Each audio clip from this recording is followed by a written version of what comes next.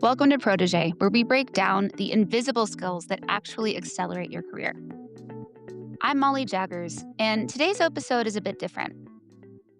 Usually, I like to start with the stat, open up with a framework, something like that. But today, I'm going to open up with a question. When is the last time you felt like yourself at work? Not the version of yourself that shows up and pushes through, not the one who smiles in meetings and says, I'm good, when someone asks. The real version, the one who used to feel sharp and clear and capable, and lately just doesn't. If you're sitting with that right now, if something feels off and you can't quite name it, I want you to know you're not imagining it. Here's what I think is happening to a lot of us, and I'm including myself in this as well. Maybe nothing in particular is falling apart, but nothing feels stable either. Your job is fine, but uncertain. Your goals are there, but fuzzy. Your energy is spent before the day starts. And you keep showing up, keep performing, keep grinding, but it feels like you're running on a surface that keeps slipping underneath you. Or maybe things are falling apart. Maybe you lost the job. Maybe you lost someone. Maybe your health tanked. Maybe your personal life imploded and your professional life followed. And your instinct, the thing that's always worked before, is to lean harder into the work, push through it, outperform the chaos. But instead of steadying you, this time the harder you push, the worse it gets. The output suffers, the focus just isn't there. And now you're not only dealing with the original crisis, you're watching yourself underperform on top of it. Either way, the feeling is the same. You're not underperforming. Your foundation shifted without you realizing it, and no one called this out to you. I want to be honest about something. I almost didn't make this episode. Not because the topic isn't important, but because I'm living this right now. Last week, I was listening to Layla Hormozi talk about what happens when your personal life is falling apart and you still have to work. And something she said really stuck with me. She said that when no single part of your life is stable, when your health, your sleep, your identity, your finances, your energy are all shifting at the same time, the stress doesn't stay in one lane. It bleeds into everything. You can't contain it. And the thing that makes it so invisible is that no single area looks like a clear crisis. It's just everything is a little bit off everywhere all at once. And when you're used to expecting excellence from yourself instead of addressing the instability, most of us just white knuckle our way through it. We push harder, we perform, we measure ourselves against the version of us that had a stable foundation to perform on. And then we feel like failures when we can't hit that standard. And I thought, oh, wow, that's exactly what I've been doing. I've been taking on a lot of projects.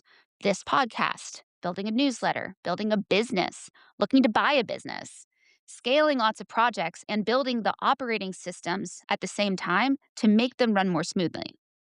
The infrastructure works, the outputs are happening. But underneath it, my health hasn't been stable. My sleep isn't predictable.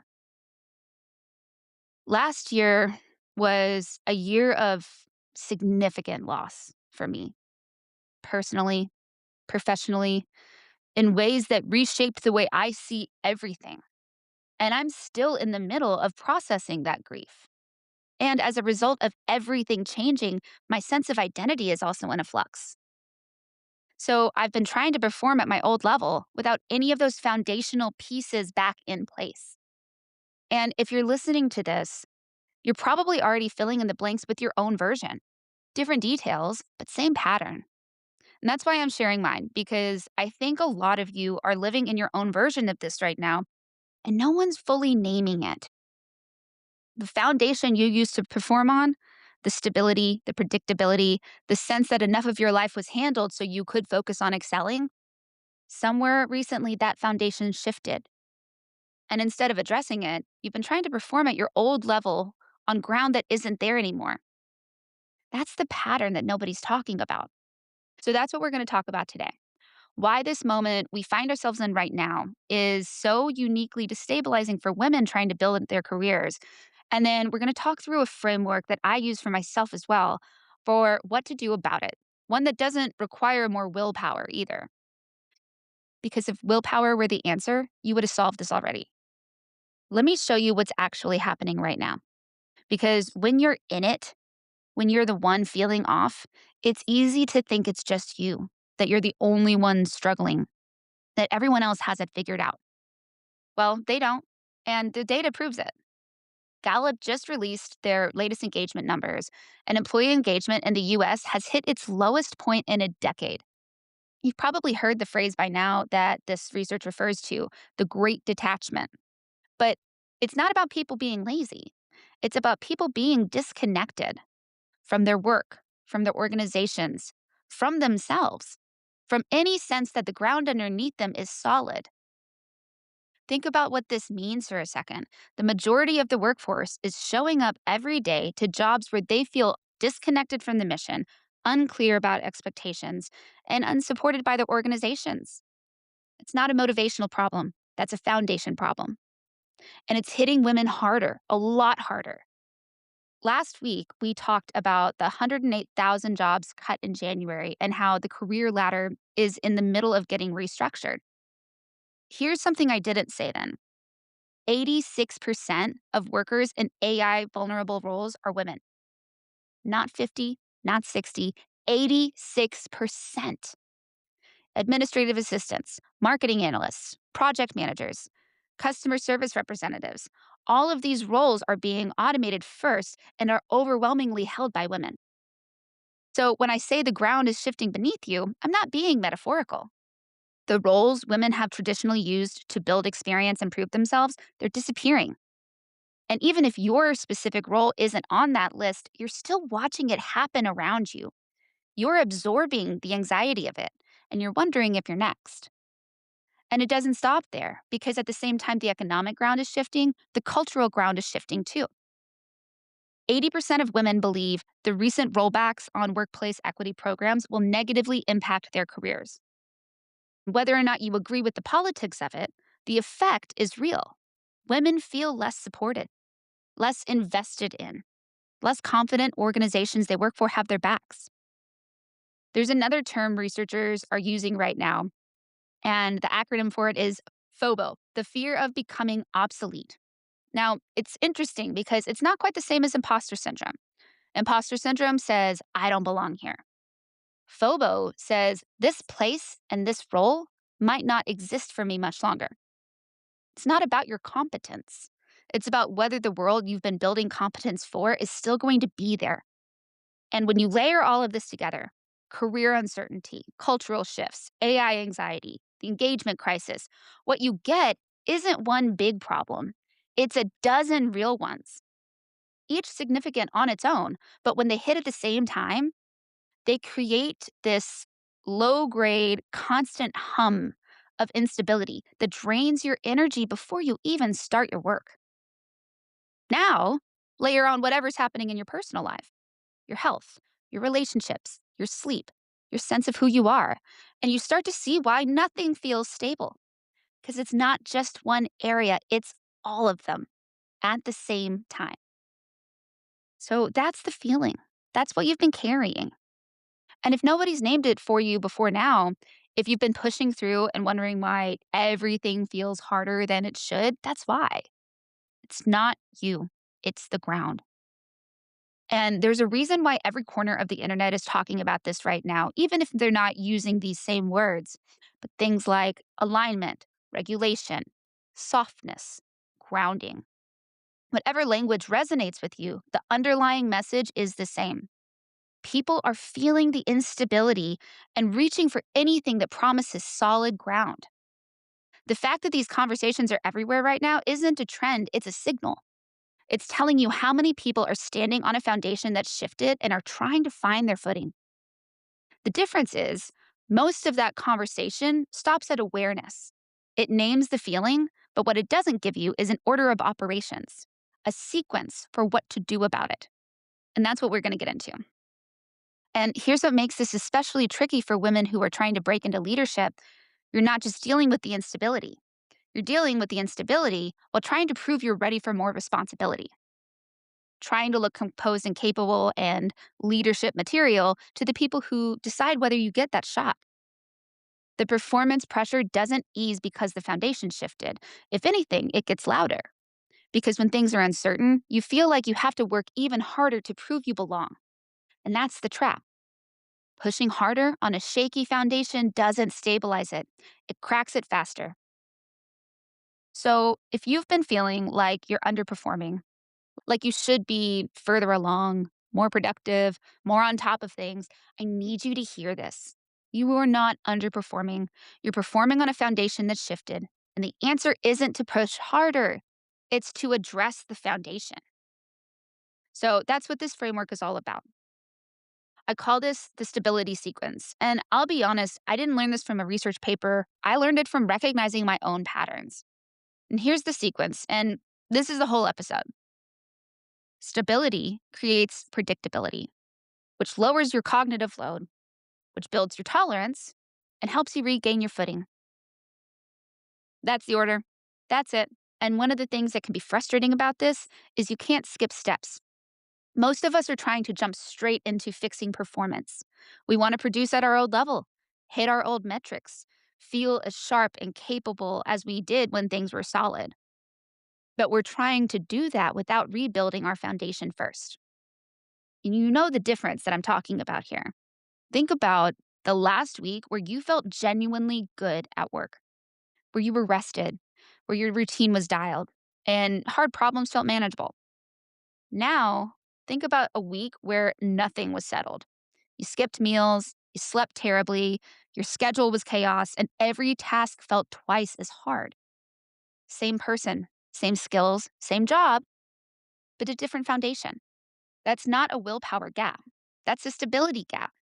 And once you see the sequence, you understand why this concept of just push harder never works.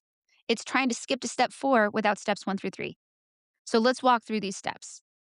Stability is the starting point here, not productivity, not performance, stability. And what does that mean? It means choosing one area of your life where you plant a flag, where you stop letting circumstances decide and you decide instead. One area where you feel in control, not because everything is perfect, but because you chose it. And it could be small, really small. Showing up to train 3 days a week. Hell, show up to train. Eat the same breakfast every morning. Having a set bedtime. A walk at lunch. The specific thing, to a certain degree, almost doesn't even matter. What matters is that you pick something and hold it. That you say, this one thing I'm not negotiating on. Why does this matter so much? Because when everything is in flux, your nervous system is in a constant state of alert. It's scanning for threats, weighing decisions, bracing for whatever comes next. That process is exhausting and it's invisible. You don't feel it as, oh, my nervous system is dysregulated. You feel it as, I am so tired and I don't know why. One stable thing interrupts that cycle. Not because it fixes your life, but because it gives your body evidence that something is solid, that not everything is shifting. Your nervous system needs that evidence. Without it, you stay in survival mode indefinitely. And survival mode is where burnout lives. For me, right now, that one thing is training. I hadn't been to the gym in 6 weeks. Actually, I think that may be a lie. It's probably been longer. I went back to the gym today. Not because I expected it to fix everything, but because I needed one area of my life where the ground holds, where the action is mine and the results compound over time, and I can still see more immediate benefits as well. And I'll be honest, I didn't do anything crazy. Met with a trainer, walked around the gym, did a light workout, ate a healthy lunch after. That's it. One session. And I already feel a little bit more regulated, a little calmer, a little more centered. Not fixed, not transformed, just one patch of solid ground that wasn't there yesterday. Think of it like standing on a frozen lake with ice is cracking everywhere. You don't need the whole lake to refreeze. You just need one patch of solid ground to stand on. So from there, you can breathe, you can assess, you can figure out your next move without the panic of falling through. So that's it. Step one, find your patch, stand on it. And I'll be honest, when you try to plant that flag on your patch of solid ground, something is going to push back. There's this voice that fires the moment you decide to slow down and stabilize. It says, "You haven't earned this. You're already behind. Everyone else is producing, and you're over here trying to fix your bedtime." That voice gets the loudest right before you break the pattern. Not because you're making the wrong choice, but because the pattern doesn't want to die. Expect the resistance. It's not a sign you're wrong, it's a sign you're close. And here's what happens when you hold on to that one stable thing. You start to count on it. Your body starts to count on it, and something starts to shift. Your nervous system, which has been running that constant background scan, starts to quiet down. Not everywhere, just in this one area. That's predictability. It's stability that's repeated long enough until your brain stops treating it as an exception and starts treating it as a given. And this is where most people get it backwards. They think predictability means controlling everything, having your whole week planned out, every variable managed, every outcome anticipated. It's hard for me to say this because I'm taking my own medicine here, but that's not predictability. That's control. And that's exhausting in a different way because predictability is smaller than that. It's your brain learning, okay, this one thing is handled. I don't need to scan here. And that learning doesn't stay contained either, it also spreads. So once your brain has evidence that this one domain is stable, it starts to loosen its grip on the rest. Not because you solved everything, but because you proved that stability is possible. That's a fundamentally different message than one your nervous system has been running on. And there's a deeper layer to this. Every time you hold that one stable thing, every time you show up when you said you would, you're sending yourself a message. I keep my promises to myself. That might sound small, but if you've been running on fumes and sheer willpower, you know how rare that feeling is. You've been breaking promises to yourself for weeks, maybe months, skipping the workout, pushing back the bedtime, eating whatever's fastest. Predictability isn't just about your nervous system, it's about rebuilding trust with yourself. And when that starts to happen, when your nervous system quiets down, you start keeping promises to yourself again, it frees up bandwidth, real bandwidth, the kind that's the difference between forcing yourself through your day and actually having a thought that isn't about survival, between reacting to whatever's in front of you and noticing an opportunity you would have missed if you were still operating at full cognitive load. And this is the step most people don't see.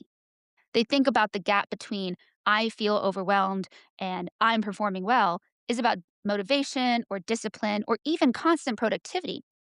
It's not. It's about cognitive load. When your brain is managing instability across every area of your life, health, sleep, finances, relationships, career, identity, there's nothing left. No bandwidth for deep work, for creativity, for the kind of strategic thinking that actually advances your career. You're not lazy and you're not unfocused. Your cognitive budget is fully allocated to keeping the wheels on. And you know where you feel it most? Not during the work itself. During the work, you might actually be fine because the task gives your brain a channel, something to focus on. It's the space between, the transition moments, the walk to the car after a meeting, the 10 minutes before you start the next thing. That's when the full weight of every unstable area floods in at once. That's when you feel it. That wave of, oh, everything is too much. And you can't even point to what triggered it. Nothing triggered it. You just ran out of structure for a moment and the load rushed back in. So, this stability foothold doesn't fix everything, but it creates breathing room. One area handled means capacity freed for the next one, and then the next one. It's not about fixing everything at once. It's about freeing up enough cognitive space to be intentional about one thing at a time. That's how you rebuild a foundation, not in a sprint, in a sequence. And here's what freed up cognitive space actually gives you, something you didn't realize you'd lost: tolerance. Tolerance for the gap between where you are right now and where you expect yourself to be.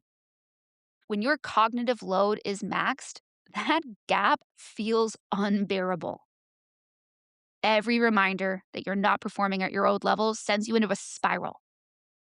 But when the load lightens, even a little, you can look at that gap and not panic. You can say, okay, I'm not there yet, and that's okay because I can see the path. That tolerance is what lets you stay in the rebuild long enough for it to actually work. Without it, you snap back to white knuckling your way through things. You skip the sequence and jump straight to performance again because the discomfort of not being where you want to be is too loud to sit with. Tolerance quiets that noise. Not all the way, but enough. Enough to give yourself grace. Not permission to stop, but permission to rebuild at a pace that actually holds. And when you've given yourself that grace, when you've stayed in the sequence long enough for the stability to take root, for predictability to quiet the noise, for the load to lighten, and for tolerance to hold, something shifts. You start performing again. Not because you forced it, but because that foundation came back. And here's what matters most: performance built on a foundation is sustainable. Performance built on willpower is not. And you've lived both. The weeks where you've crushed it because you were rested and clear and grounded, and the weeks where you crushed it because you ran on adrenaline and sheer determination. Both produced output, but only one was sustainable. And you know which one left you hollowed out afterward. The goal isn't to stop performing. The goal is to stop performing on fumes, because performing on fumes has a cost. And that cost is exactly the thing you've been feeling: the exhaustion, the sense that you're behind, the nagging feeling that something's wrong even when everything technically might look fine. That's the tax of skipping the foundation. And now you know there's another way. Now, I need to name the thing that makes this sequence so hard to actually start. Because some of you heard the 4 steps and immediately thought, I can't afford to slow down right now. I'm already behind. I haven't hit my goals. I haven't earned the right to focus on my foundation when there's so much I should be producing. I know that voice. I live with that voice. And here's the catch 22 it creates: you don't feel like you've made enough progress to justify slowing down, but you know, somewhere underneath that guilt, that if you keep going the way you've been going, you're only going to get worse. You can't perform your way out of a foundation problem. But the guilt won't let you stop performing long enough to fix the foundation. That's the trap, not the instability itself, the guilt that keeps you running on it. And I don't have a clean answer for that. I'm still sitting in it right now, same as you. But I can tell you this: choosing your one stable thing isn't stopping. It's not quitting. It's not falling behind. It's the first strategic decision you've made in a while that isn't driven by panic. And that matters, even if the guilt voice doesn't think so. Okay, so here's what you can do this week. And I'm going to keep it simple because, let's be honest, if you're in this pattern, the last thing you need is a complicated to do list. I want you to take 5 minutes this week and audit your foundation. That's it. Just audit. Grab your phone and open a note. grab a scrap of paper, whatever feels natural to you, and whatever lets you be honest with yourself. Write down the areas of your life that feel unstable right now. Not everything that's hard, just the ones that feel unpredictable, the ones where you don't know what's coming next. Maybe it is your health, your sleep, your job security, your finances, your relationship, your sense of who you are and where you're going. Write them down. No judgment, just honesty. Now look at that list and ask yourself one question. Which one of these could I make more predictable this week? Not fix, not solve, just make more predictable. Could you go to bed at the same time 3 nights this week? Could you eat the same lunch every day instead of deciding each time? Could you schedule one workout and actually show up? Could you set a daily end time for work and protect it? Pick one, the smallest one, the one where you can actually follow through. That's your anchor.